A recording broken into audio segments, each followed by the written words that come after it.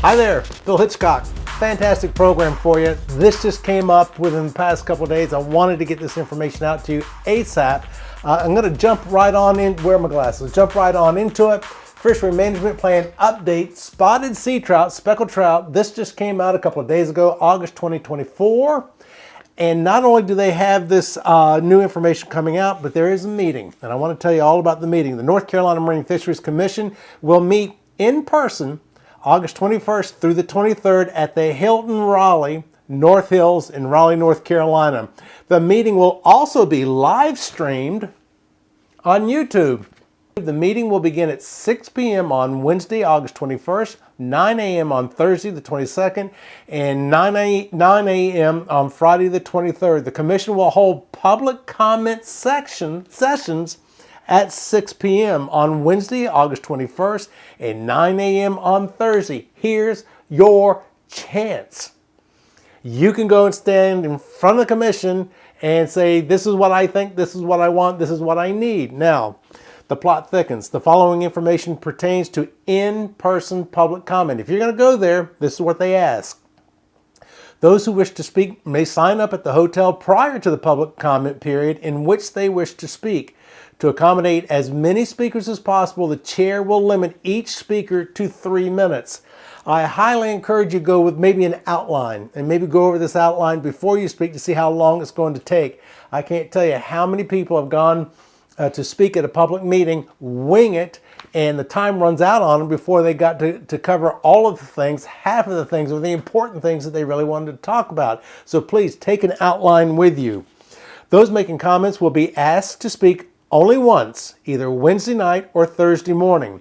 Those who wish to submit handouts to the Commission, and if you could, please do, like what I keep asking, if you got documentation, if you got proof, if you got science, if you got something, give it to me. Well, give it to them. Give it to them. You got a petition. Hey, there you go. Got a petition? Give it to them.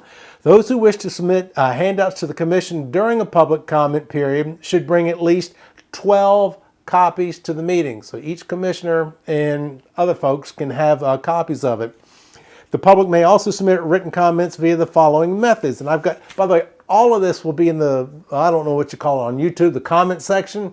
I list everything there, all the links, the addresses that you need to send if you want to do a printed copy. And as I recall, when they did the survey for the Southern Flounder Marine Fisheries Commission, they got over 2,000 responses.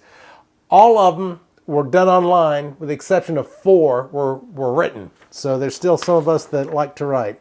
The deadline to submit written comments is for this meeting is 4 p.m. Monday the 19th. The YouTube link, that's also provided underneath here. You can watch this live, and when it's done live, they'll just post it up and you can watch it anytime you want.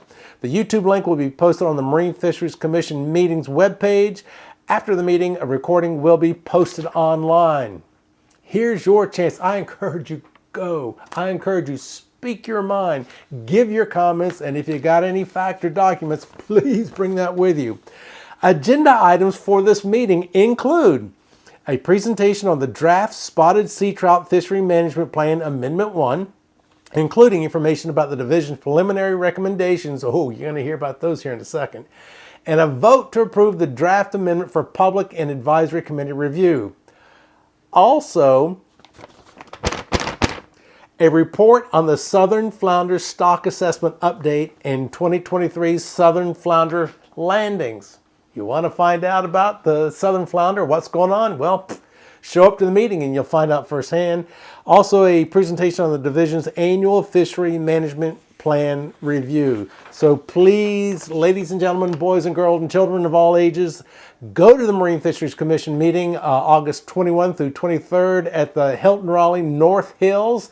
It will be live streamed as well. If you're going to talk, if you're going to make a comment, please be prepared. You get 3 minutes, and those 3 minutes go very, very fast. And I want you to be able to voice your concerns, your comments on anything. If it's, well, obviously marine fisheries related, but go get them. Let them hear from you. This is in person. Now, the Fishery Management Plan update, Spotted Sea Trout, August, that. Look at the very top of this. Maybe it's just me. At the very, very top here, I'll put it full screen. It's the status of the fishery management plan. It says original FMP adoption, February 2012. Okay, 12 years ago. Amendments? None. Revisions? None. Supplements? There was one February 2014. Information updates? None. Schedule changes? None. Comprehensive review? Underway. Is it just me? Does it seem like a lot of none there? And especially since this has been around for 12 years. Now, goal and objectives. Develop an objective management program that provides conservation of the resource and sustainability harvest in the fishery. Ensure spawning stock is of sufficient capacity to prevent recruitment overfishing. Address socio-economic concerns of all user groups. That's a broad statement. Restore, improve, and protect important habitats that affect growth, survival, and reproduction of the North Carolina spotted sea trout, which is very important. The habitat with development along the coast. What's that do to the habitat? You already know the answer. Evaluate, enhance, and initiate studies to increase understanding of spotted sea trout biology and population dynamics. Promote public awareness regarding the status and management of the North Carolina spotted sea trout. Now, that's the mumbo jumbo part. Now we're going to get into some exciting stuff here. I really like this. It says the North Carolina state record spotted sea trout weighed 12.5 pounds, measured 33.5 inches, and was caught in the lower Neuse River in 2022, just a couple of years ago. Now this I found very interesting. It says spawning occurs within the first few hours after sunset, and a single fish is capable of spawning multiple times throughout the season. Sun goes down, a couple hours of speckled trout. The 2022 North Carolina Spotted Sea Trout Stock Assessment indicated that spotted sea trout stock in North Carolina and Virginia is not overfished, but overfishing is occurring. Now we're going to show you a couple of charts here. The first chart is the annual predicted spawning stock biomass. You can see 2011, 2013, 2015, we had a good biomass. You can see back in the 90s, it was subpar. The other chart is annual predicted fishing mortality rates. So isn't that interesting? When mortality rates are high, the predicted spawning stock biomass is low and vice versa. Stock assessment. This is wonderful. Watch this. They've got a harvest of the number of landed, released, and weights from 1991 to 2023. I'm just going to cherry pick some things here. Look at the year 2010 for the recreational fishermen. They had 623,000 landed, but 7.7 million released. In the very next year, 2011, 758,000 landed, but almost 7.6 million release. That's 10, 11 times release that was caught. It gets better, by the way. Look at the year 2018 for recreational fishermen. A little less than 500,000 were landed, but 16.4 million speckled trout were released. Simply amazing. Now the overall averages, by the way, the number landed for this entire time period is a little over 1 million. The numbered release is 3.5 million. So you're releasing on average over this 32 year period, on average you're releasing 3.5 as many as you landed, as you caught or kept. That's phenomenal.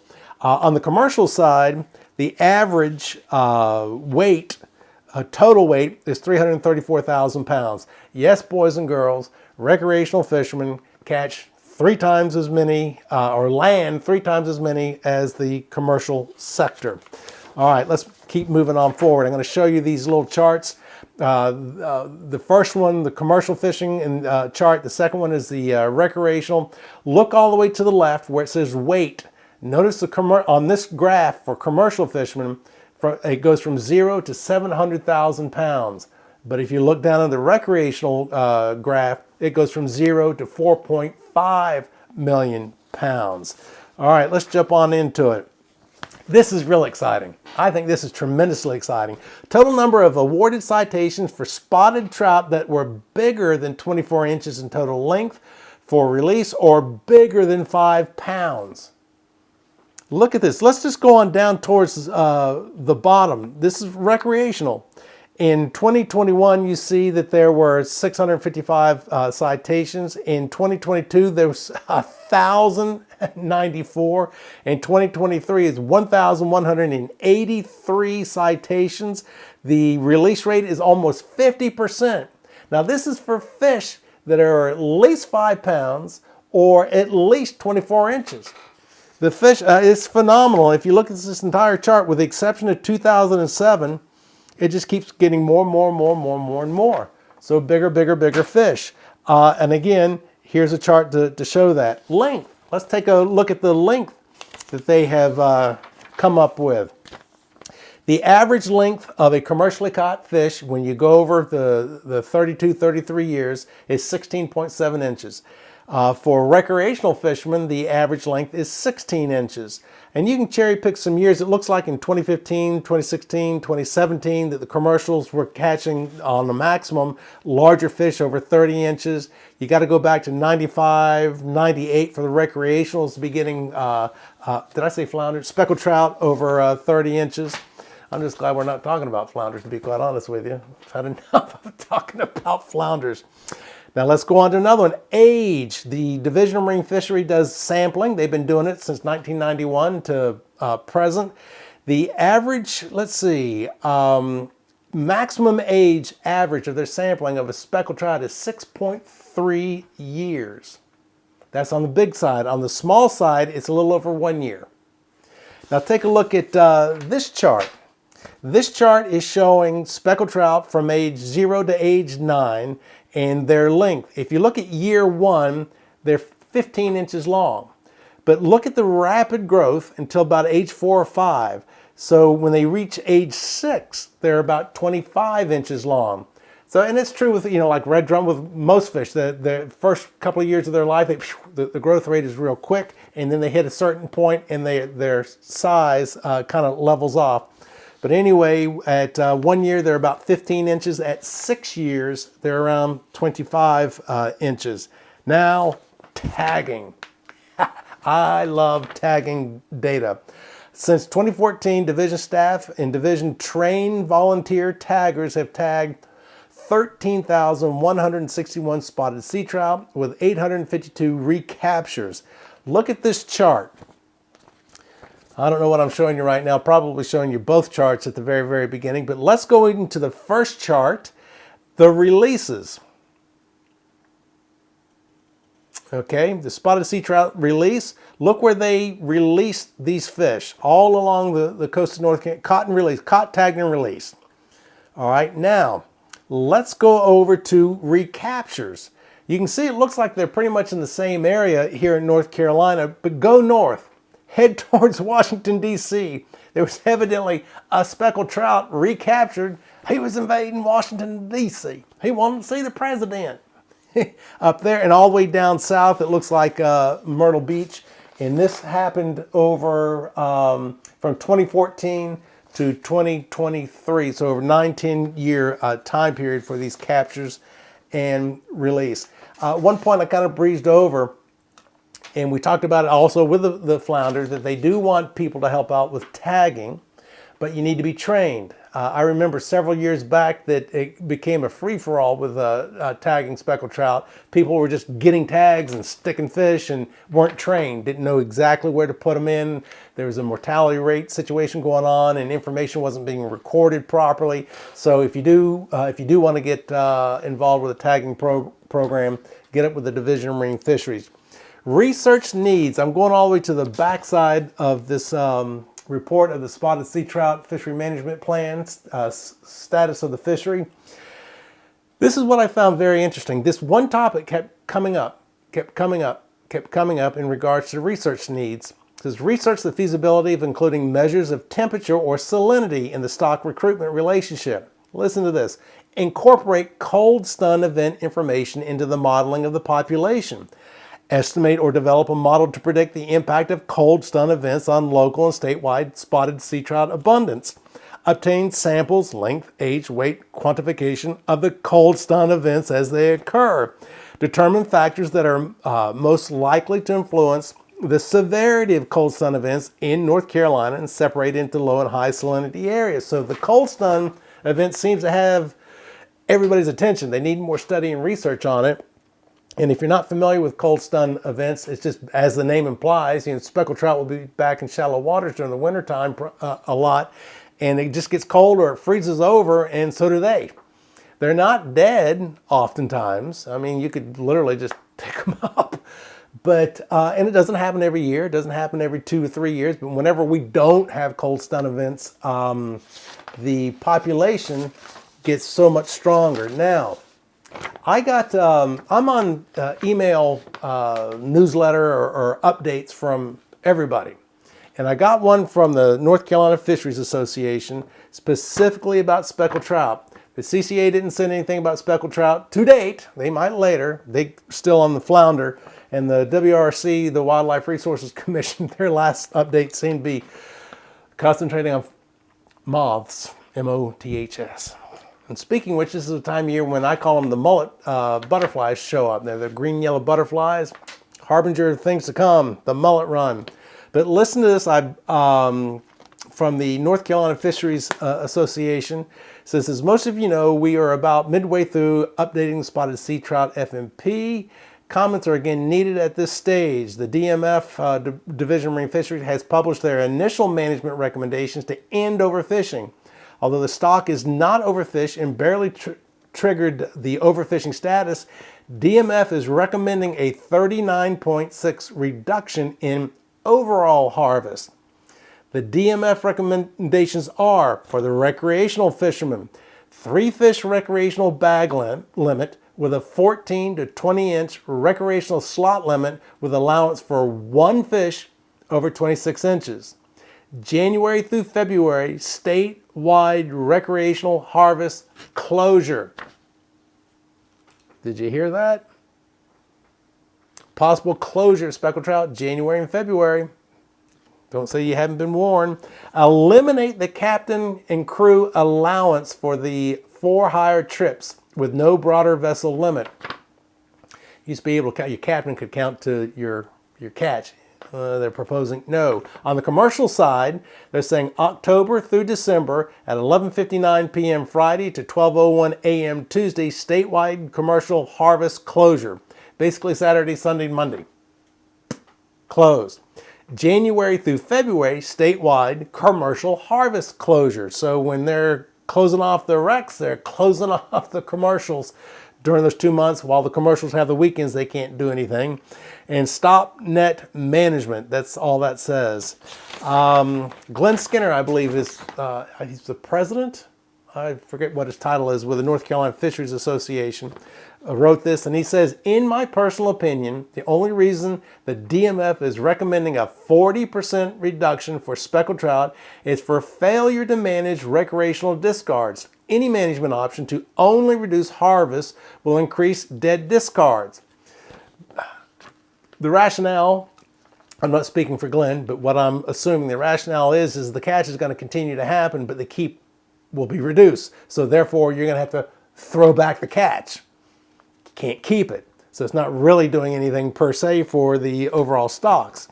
Glenn goes on to say, just like in the southern flounder and just like in the red snapper fisheries, only managing harvest will do nothing but lead to more harvest cuts until we are down to 1 fish limit with limited or no open harvest seasons for yet another species.